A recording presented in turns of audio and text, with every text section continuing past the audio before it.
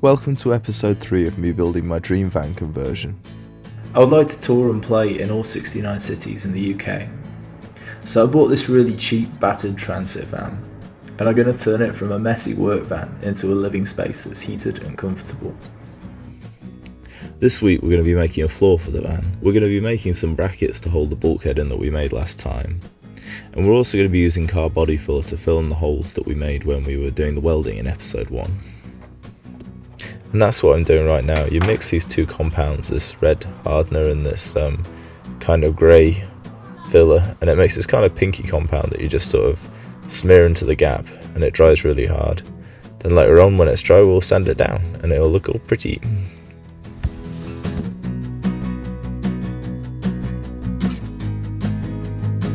A little while ago I went to a local steel fabricators and I asked them if I could have some of their offcuts and buy some of their offcuts off them, and they gave me these for free. They just let me get a few bits from their skip, and I'm making these into brackets for the bulkhead. Now we're just going to sand back that filter and hopefully we should have a nice strong surface to paint onto later. I actually broke my sander doing this job, which is a little bit annoying, but it was only a £5 from like a house clearance, but it was nice when it was Black & Decker.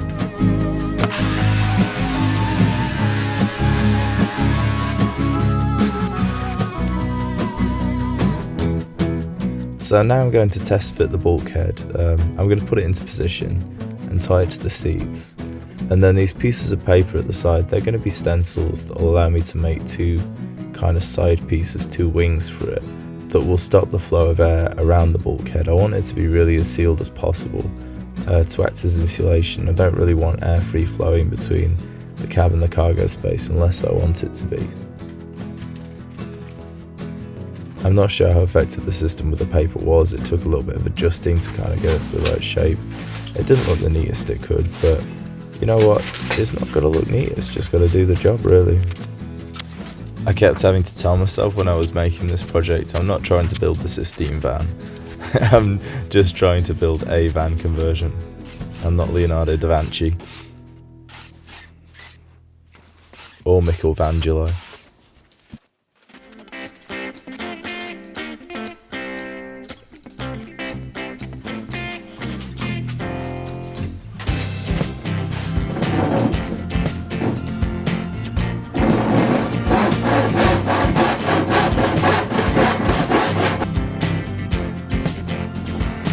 This is how I die. So yeah, the space wasn't really conducive to cutting this wood, but I just kind of had to run with it. Like, it wasn't the most convenient.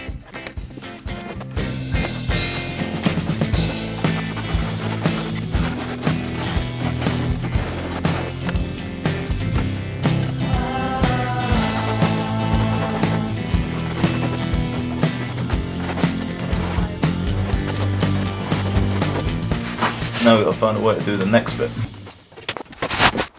So as you can see, I finally gave in and bought a jigsaw. 25 quid, not bad.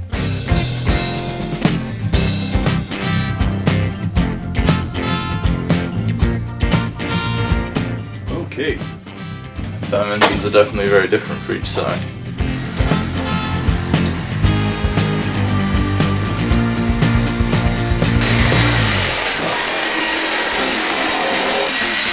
£25 by the way.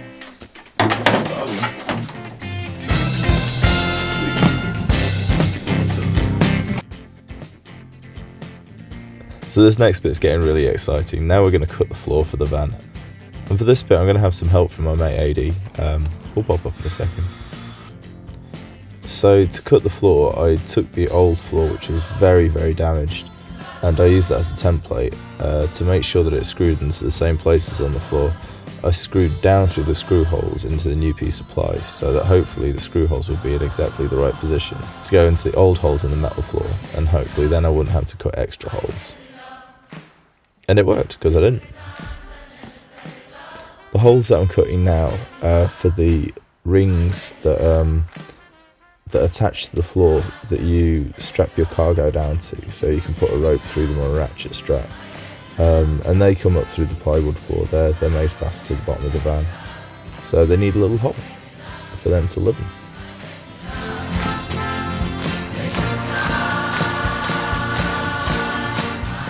So these holes are for the bolt holes for the crew seat mounting.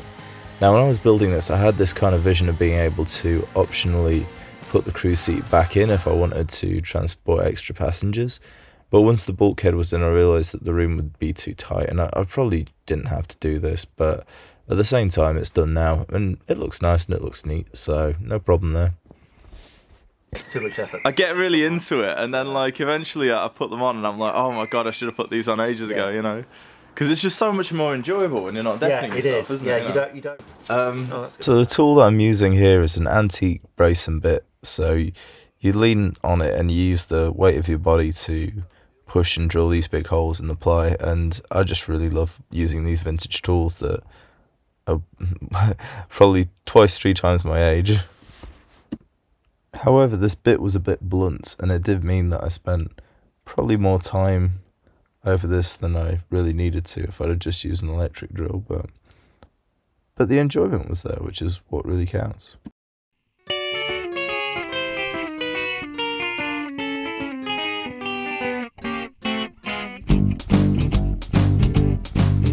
I think the next job is finding a way to get this screw out without destroying everything.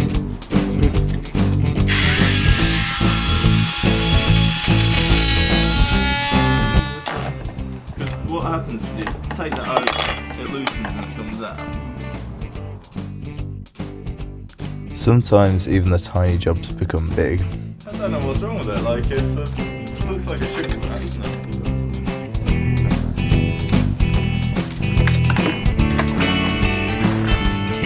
Beautiful. Right, here you can clearly see the difference between the old ply and the new ply.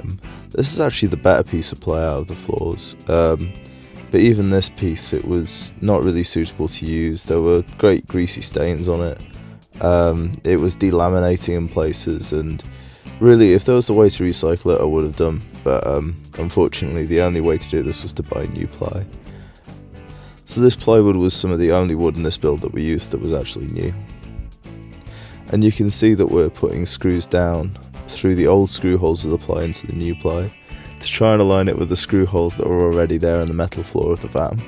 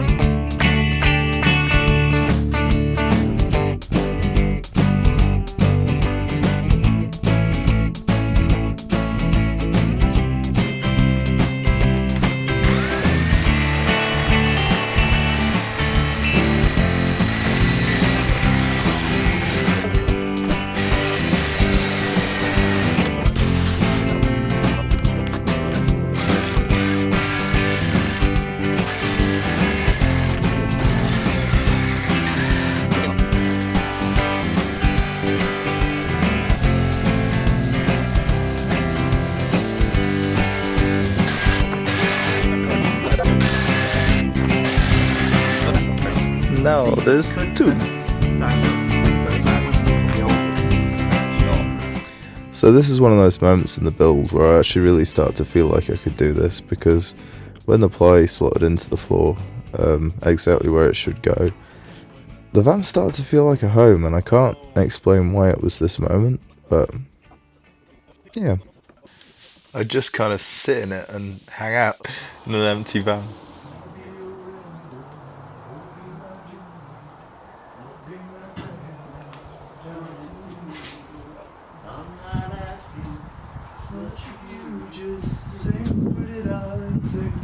I can almost get on that Cuba.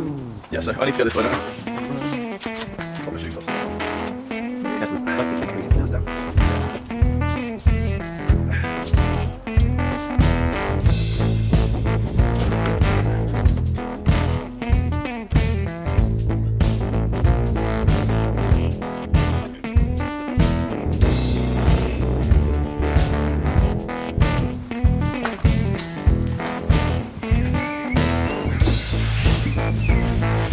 Say cheeseburger? Cheeseburgers. Okay, now I'm going to go back to those brackets that we were making at the beginning of the video. I'm currently using a punch to make a little indentation in the steel for where I'm going to put the drill through to make the holes in the right place. The purpose of these is going to be to hold the bulkhead tight into the screw holes that were originally put in the van to potentially hold the bulkhead if the van was to have one. Now that bulkhead would have been steel and it would have been quite a peculiar shape, so the only way that I could think of to attach my wooden bulkhead, which is very flat, to these screw holes was to make specialised bracket that kind of fitted to the curve of where the pressed steel bulkhead would have gone.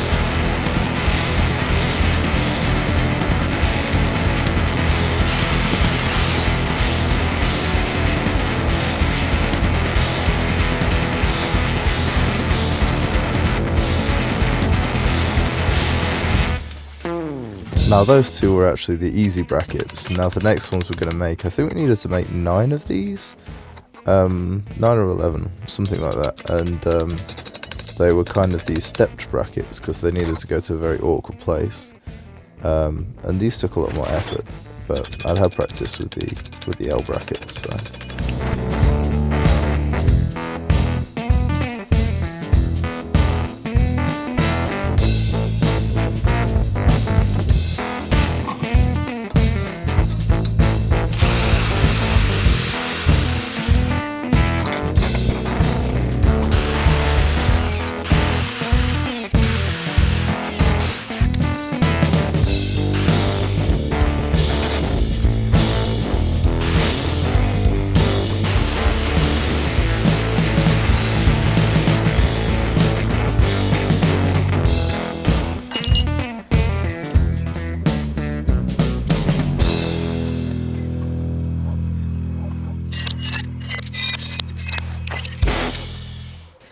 Now, I fitted the brackets that I just made into the bolt holes in the actual van, and then I drew around the base of those brackets to make sure that they will be in the right place on the bulkhead, and some of them I had to bend a little bit as well, but I just drew around them with a pencil, and then those pencil markings I used to drill and screw the holes for the actual brackets into the bulkhead.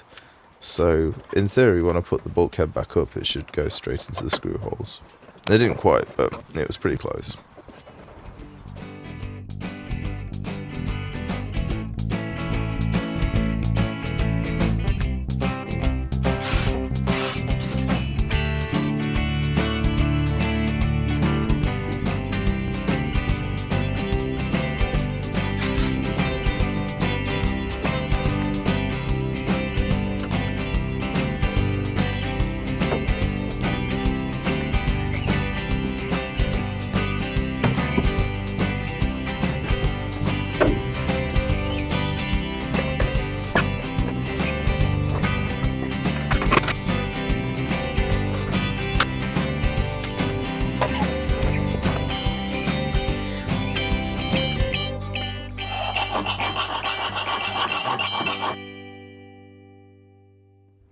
It took a little bit of adjusting these fellas with the file, but after a little bit of work, they looked fantastic and the screws went in dead easily. So, yeah, job done. Nice solid bulkhead, and that thing would not move. So the next job to do is to spray paint over that filler that we sanded down earlier on in the episode. And to use this, I've got a little bit of this. It's Hammerite straight to metal paint, which is really handy. It's what I've used for the whole floor, and it's a bit pricey, but it saves the cost of an undercoat really, which I don't really want to fork out for.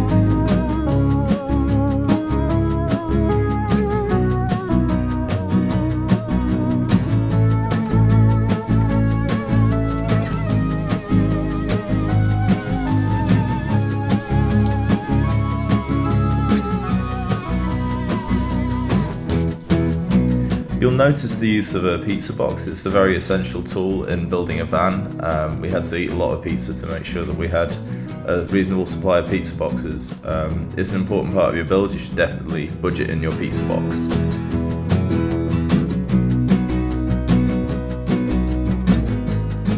So the next thing we need to do is to put down some foil tape before we put down the moisture barrier. And this is all about keeping moisture away from the metal of the van. So this is aluminium, so hopefully that moisture will settle on the aluminium and it will stop that moisture rusting the body of the van, in theory. So this is just filling the gaps in the moisture barrier, which will all become apparent very soon. Also, I'm having to record in a different room, so if I sound a bit echoey, then that's why. That's where the echo is coming from. It's quite lively in here. Yes, boss. So today, I'm putting down some moisture barrier. So basically, this is when you're breathing in a hot van, like the condensation forms on the metal surfaces and it rusts the metal, so you have to put this moisture barrier down over everything to provide a piece of metal for the moisture to be attracted to. So it's not attracted to all this sexy metal down here. And I've got a big roll of it, but I don't think it's going to be enough.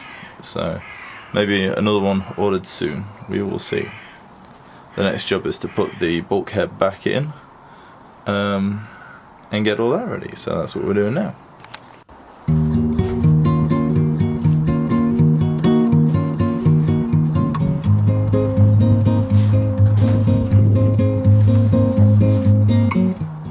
So tonight we are making a moisture barrier with blue lighting. It's perfect for this lighting. It's like street space.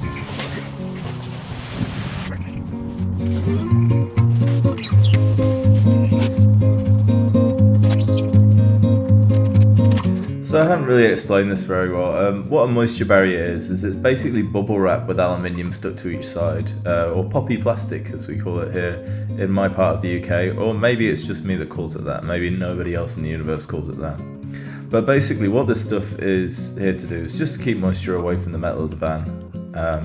I also shot this bit, I had this piece of lighting in my van, this kind of pink lighting, and I thought it'd look space age to kind of do it like this. It was so much fun, like the light just changed everything, so if you're getting bored of your DIY project, use some disco lighting, it can really help. And do it in the middle of the night like a nutter. I don't know what my neighbours thought.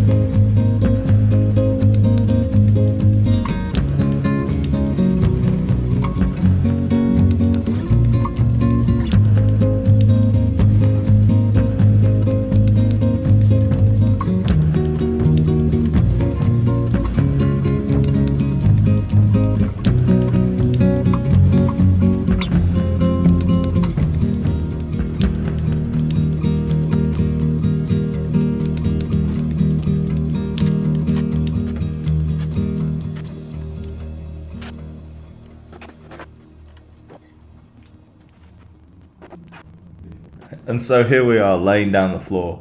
It's incredibly fun. I'm really, really happy with this moment.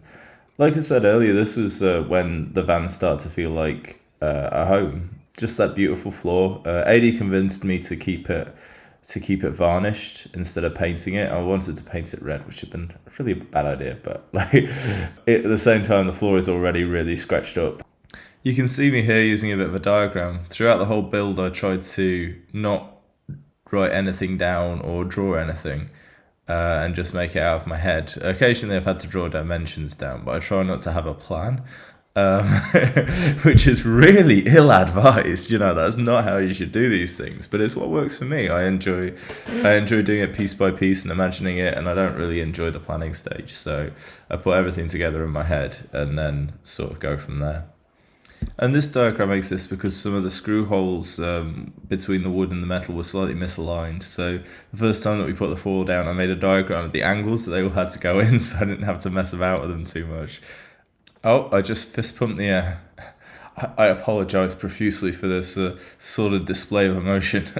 That's as much emotion as you'll ever see in my videos. Oh, I've started a Patreon. I should probably tell you about that. It's at www.patreon.com/Sam Harrison.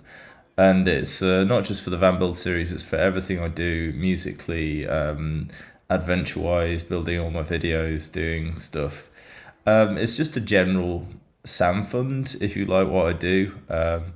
And since this is the first time I've ever mentioned it, there's no patrons at the minute. So if you want to go and join, you can be my first patron, and it's like £1 per month or something, and that'd be much appreciated. So thank you very much if you consider doing this, and I'll see you next time for some roof build.